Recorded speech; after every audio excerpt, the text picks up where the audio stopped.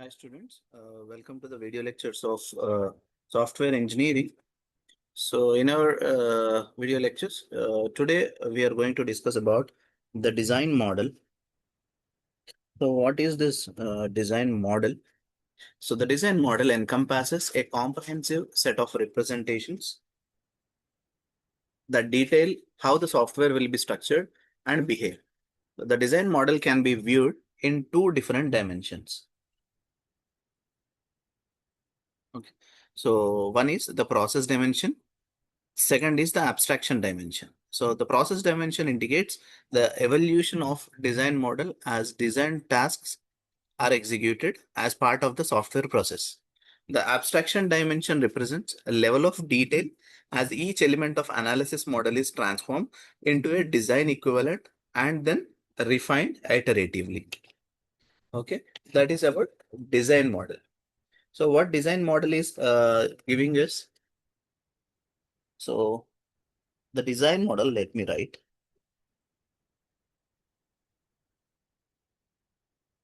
So the design model is provides us, the design model provides a detailed, that is what is comprehensive, the detailed representation of how the system will be structured and how it will behave. Okay, so basically we can also term this design model as a foundation for our implementation, or coding. Okay, so that is how a design model works. So the design model is a kind of uh, you know uh, a repository or a set of blueprints which will describe you the system structures, components, interactions, and data flow. And the design model will also serve you as a guide for developers during the construction phase or the implementation phase or coding. Clear? So, and as we move further, we see the components of design model. So the components of design model are architectural design, component design, interface design, and data design. So before we understand the components of the design model, let us also, prior to this, understand what is the role of design model. Then we'll talk about this, the role of design model. Okay, so from the previous slide, it is evident that it helps us to visualize the overall system structure, right? And uh, the roles goes as this, like it serves as a guide for developers. It helps to identify the potential risks. Let me write these things here. It's better. The roles would be, it helps to visualize the overall system structure, and it helps as a guide. It helps as a guide for developers, right? And it helps to identify the potential risks.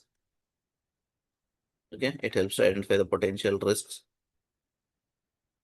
Then yeah, sometimes it allows us, not sometimes, every time, it allows us for early validation of the design. How? Using the prototypes that are built, using the prototypes or simulations, anything, or simulations. Okay, and it also documents the system for future maintenance and enhancements. So that is what the role of the design. Right, students? Now we'll try to understand various components that exist in the design model. First one, architectural, then component, then interface design, then data design. So what does architectural design says is, so architectural design will define you the overall structure of the system, which means it tries to include the major components and their responsibilities and how they will interact with each other. that will be represented in this architectural design. Coming to component design is this. So this will focus on designing the individual components, or we can say the individual modules of the system. And each module or each system, whatever that is, each component that is designed will have its own functionality. And for for implementing that functionality, it interact with the required other components. Then it's interface design. So this will define you how the components of the system will interact with each other. And next is data design. This will specify you how the data is structured, stored, and accessed within the system. Right. So let me also mention the things here. So architectural design, this will defines the overall structure of the system. Okay. Then component design will focus on designing individual components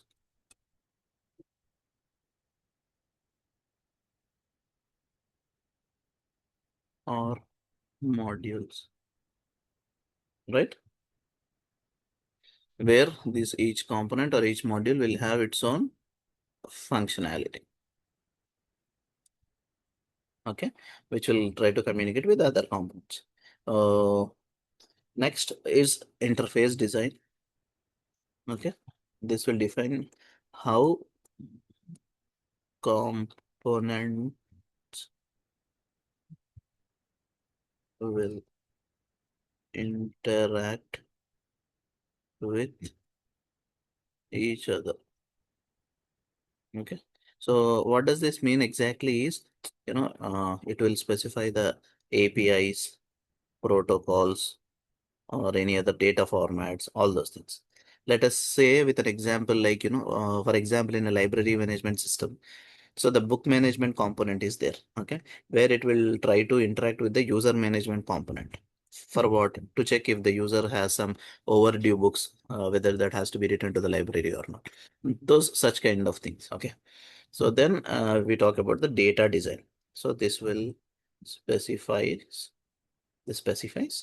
how data is structured, stored,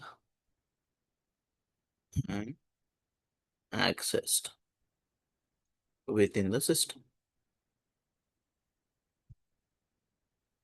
Okay, so this is what. So for example, similar to the interface design, we have an example of library management system.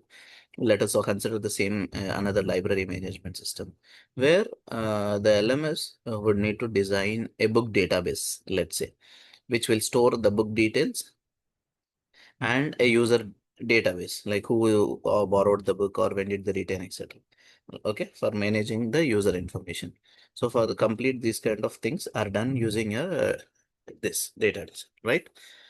So these are the typical four components of the design model. Okay, so the design model is made up of all these several key elements, which all together will help in building a software system. Okay. So then we have the dimensions of design model. So the dimensions of design model is depicted with the picture on the screen, you can see.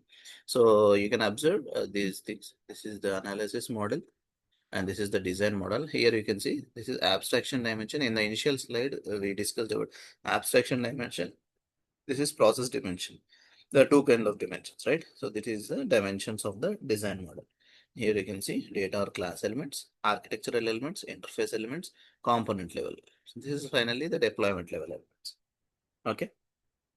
So where you can see the design model particularly can be viewed in two different dimensions. So that is a process dimension and an abstraction dimension. So the process dimension will indicate you the evolution of design model as design tasks are executed as part of the software process. The abstraction dimension will represent you the level of detail as each element of analysis model is transformed into a design equivalent and then refined iteratively. And the respective names are also given under this. Okay, this is process dimension. So this is about dimensions of the design. Then we have design patterns.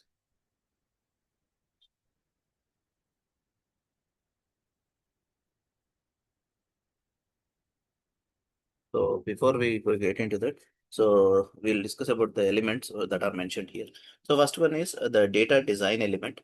So the data design elements is sometimes also referred to as data architecturing, where this data design creates a model of data or information that is represented at high level of abstraction.